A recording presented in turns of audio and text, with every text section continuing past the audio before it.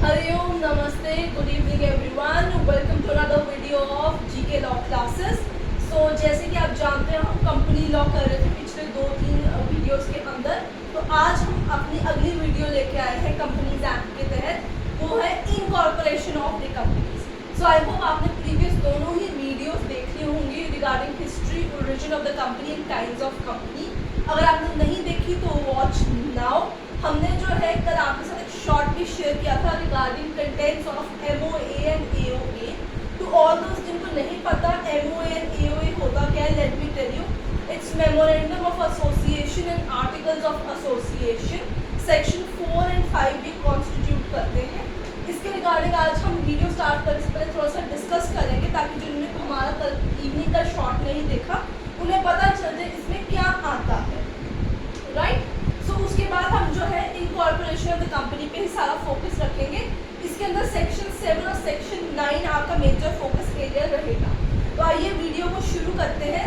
सबसे पहले अगर आपको पिछली कोई भी हमारी वीडियोस या शॉर्ट पसंद आए हैं, एज आई ऑलवेज सेज, तो उन्हें लाइक और शेयर जरूर कीजिएगा. If you are new to the channel तो सब चैनल को सब्सक्राइब करना भूलिएगा मत. So let's begin with the topic incorporation of companies. सबसे पहले हमारा पॉइंट रहेगा content of MOA and AOA. तो लेट मी टेल यू कि MOA के नीचे आता है. MOA होता क्या अब आपके अकॉर्डिंगली? MOA होता है the charter of the company.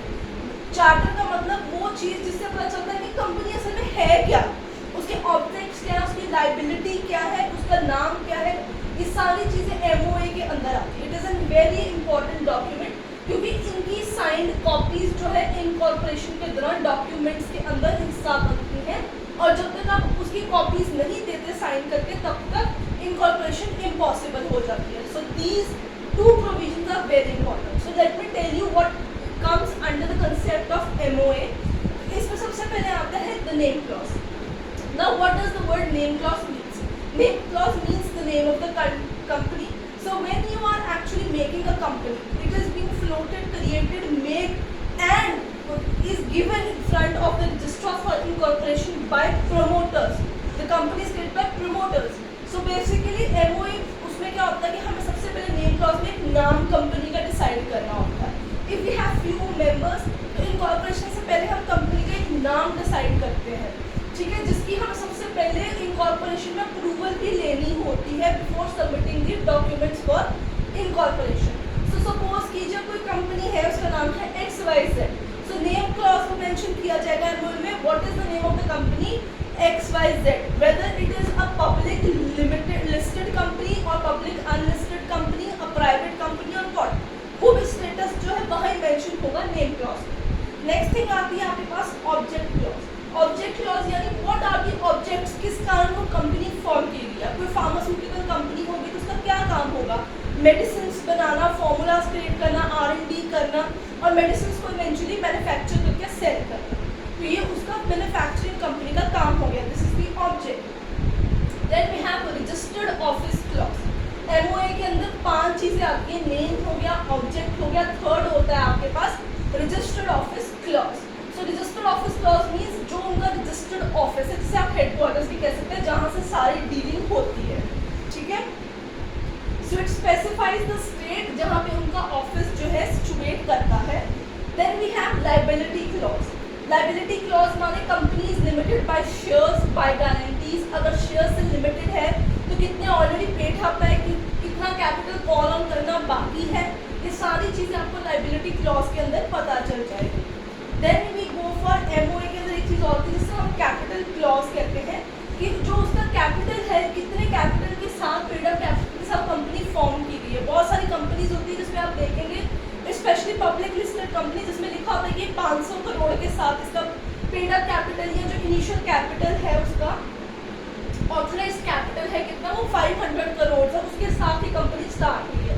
तो कैपिटल क्लॉज में ऑथराइज कैपिटल आ जाएगा आपके पास. Then comes AOA, Articles of Association. These are regulation rules, the by regulation, by rules, nothing else. ये bylaws of the company होती है internal management के लिए. इसमें 3 चीज़ें आती हैं. Regulation of management, as such matters prescribed, additional matters if considered necessary for its management. ये 3 चीज़ें ही AOA में आती हैं. सबसे important MOA होता है दोनों में से. अब बात ऑफ द कंपनी। अब इनकॉर्पोरेशन ऑफ द कंपनीज के 2 स्टेप होते हैं। सबसे पहले approval of the name, you have to have a name for the company. अगर कंपनी का नाम ही नहीं होगा तो लोगों को कैसे पता चलेगा ये जो एंटिटी है करती क्या है। तो सबसे पहला मेन मोटिव जो होता है, जो कंपनी फ्लोट कर जो बना रहे होते हैं, जो प्रमोटर्स होता है कि सबसे पहले एक नाम बनाया जाए कंपनी का, उस नाम को रजिस्टर कराया जाए।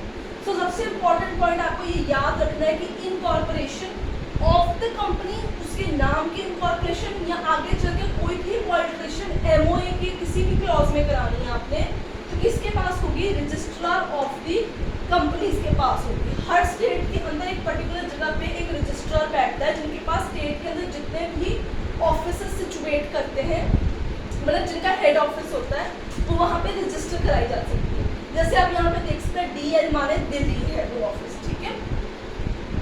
सो फर्स्ट थिंग इनकॉर्पोरेशन में आती है अप्रूवल ऑफ द नेम। सो जो प्रमोटर्स होंगे सबसे पहले एक नाम क्रिएट करेंगे, टेल की कौन सी कंपनी में आएगी, पब्लिक आएगी, प्राइवेट आएगी, OPC आएगी, क्या आएगी। So they will seek an approval for the name from the registrar of the companies, ठीक है। सबसे पहले उनका काम होगा नाम क्रिएट करना। फिर जब नाम जो देंगे, एप्लीकेशन में नाम लिख के देंगे, वो with in 30 days registrar of companies जो है अप्रूव किया जाएगा।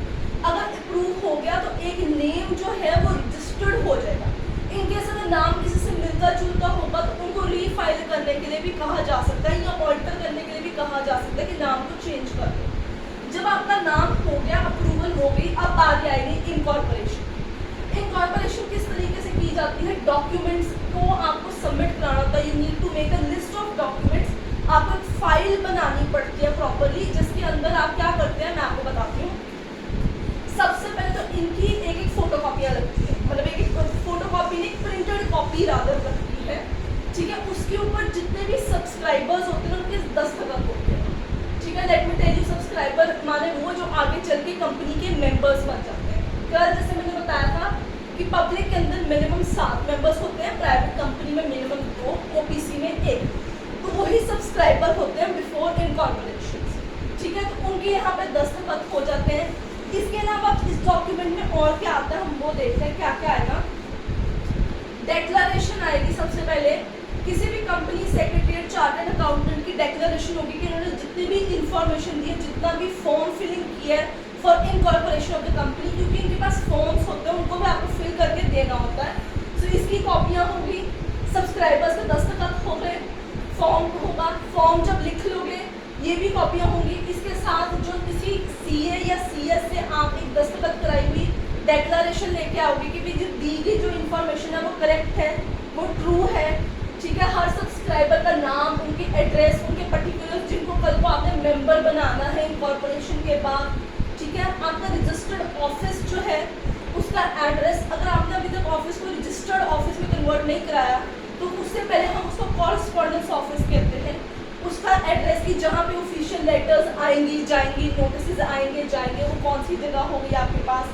फिर आपके पास होगी जो फर्स्ट डायरेक्टर्स बनेंगे कंपनी के आफ्टर इनकॉर्पोरेशन, उनकी पूरी डिटेल, नाम, एड्रेस वगैरह, उनका DIN, डायरेक्टर्स को एक DIN इशू किया जाता है जिसे डायरेक्टर आइडेंटिफिकेशन नंबर कहा जाता है।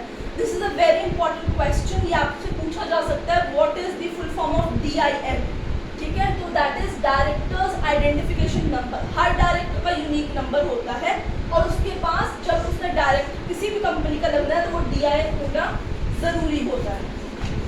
अब बात कर लेते हैं इसके अंदर ये सारे डॉक्यूमेंट्स लगते हैं इसके अंदर। अब क्या होगा, अब आगे चलेंगे, अब सारे डॉक्यूमेंट्स इकट्ठी होगी, फीस लगनी है, ठीक है। इनिशियल एक फॉर्म के साथ 1000 रुपया फीस आता है, ठीक है। आजकल E-फाइलिंग भी होता है। जब आप इन डॉक्यूमेंट्स के ऊपर सब्सक्राइबर के दस्तखत कराओगे तो विटनेसेस का होना बहुत ज़रूरी है। स्टैंपिंग होएगी बाकायदा उन डॉक्यूमेंट्स के ऊपर कि ये ऑथेंटिकेट डॉक्यूमेंट्स है, ये चीज़ यही बोल रही है, ठीक है। पर्टिकुलर्स हो गए, फॉर्म हो गया, फी हो गया, इनकी साइंड कॉपीज हो गई, ये सारा जितना भी उनका हर स्टेट का, हर रजिस्टर ऑफ द कंपनीज का एक लिस्ट होता है कि हमें ये XYZ डॉक्यूमेंट्स चाहिए और आपको XYZ कैटेगरी में ही उनको लिस्ट करके फाइल करना होता है before registrar of the company. Thereafter registrar of the company जो है सारे डॉक्यूमेंट्स को चेकआउट करता है, वो एक सर्टन 30 to 60 डेज लेता है इनकॉर्पोरेशन का सर्टिफिकेट करने से पहले in case there is been objection, तो राइट टू ऑब्जेक्शन भी होता है बिफोर गेटिंग इनकॉर्पोरेशन। ठीक है, वंस ही फील्स कि कोई नुक्स नहीं है, नाम ठीक है, सारे डॉक्यूमेंट्स ठीक है, एमओए एओ में कोई फ्रॉड या फॉल्सीनेस नहीं दिख रही, तो वो एक इशू कर देता है सर्टिफिकेट। वो सर्टिफिकेट होता है इनकॉर्पोरेशन ऑफ द कंपनी का, क्योंकि कंपनी जो है अब रजिस्टर्ड हो चुकी हुई है। So when a company gets registered, what are its effect of registration are covered under section 9। ठीक है, ये सबसे इम्पोर्टेंट चीज़ है। आई होप आपको शायद ये चीज़ नहीं भी पता होगी, तो मैं आपको बता देती हूँ कि जब एक कंपनी रजिस्टर्ड हो जाती है तो उसके पास क्या क्या राइट्स आते हैं। ठीक है, तो सबसे पहले क्या होता है, जो सब्सक्राइबर्स होते हैं जिन्होंने यहाँ दस्तखत किए होते हैं वो कंपनी के मेंबर बन जाते हैं। ठीक है, इसके अलावा वो जो कंपनी है वो एक बॉडी कॉर्पोरेट बन जाती है। ठीक है, उसके पास परपेचुअल सक्सेशन आ जाता है। ठीक है, in case the members can come and go but company वहीं स्टे कर जाएगी।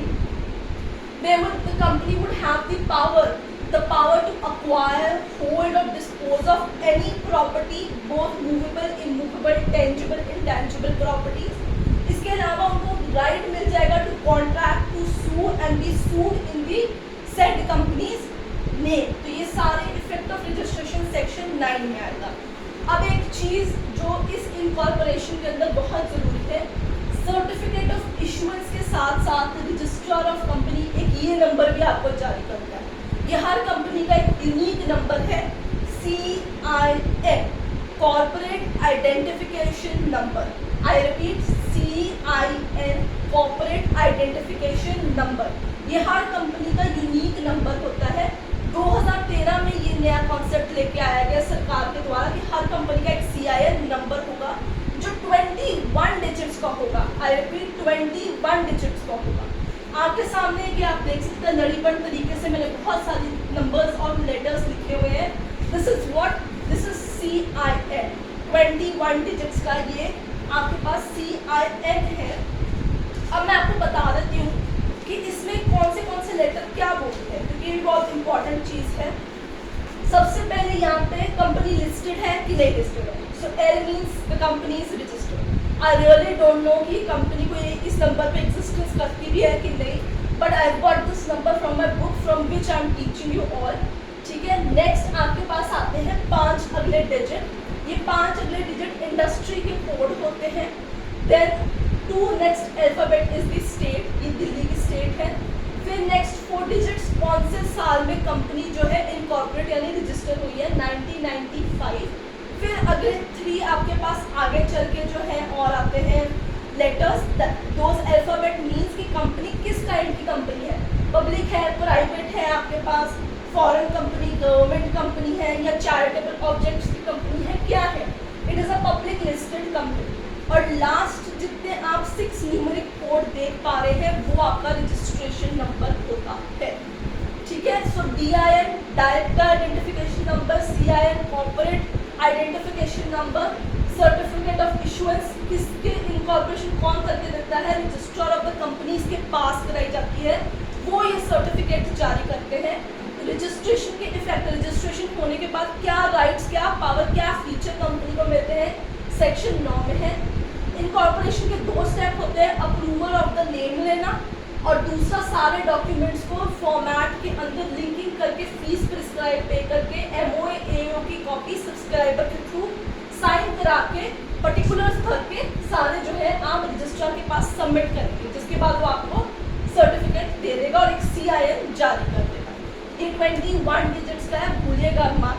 आई होप आपको आज incorporation of the company section 7 और 9 अच्छे तरीके से समझ लग गया है। इसमें यही सारे एग्जाम पॉइंट ऑफ व्यू से जानने की चीज़ें थी, इसमें ज़्यादा इन डिटेल जाने की ज़रूरत नहीं है।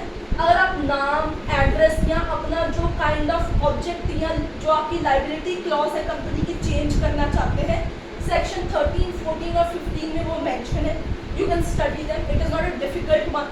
वो सिंपल बताया कौन सी बोर्ड से जाके आपको विद इन 30 डेज रजिस्ट्रार के पास एप्लीकेशन देनी होगी। So I think this is it for the day. I hope आपको इनकॉर्पोरेशन ऑफ द कंपनीज अच्छी लगी। आप प्लीज़ इसके कंटेंट्स जानने के लिए कल का हमारा शॉर्ट देख लीजिएगा। आने वाले दिनों में इस पर और भी बहुत सारी वीडियोज़ और शॉर्ट्स आएंगी। So don't forget to subscribe our channel, like the videos, share the shorts whatever way you like. अगर कोई डाउट है तो कमेंट सेक्शन में मेंशन कीजिएगा। I will see you in the next video. Till then keep learning.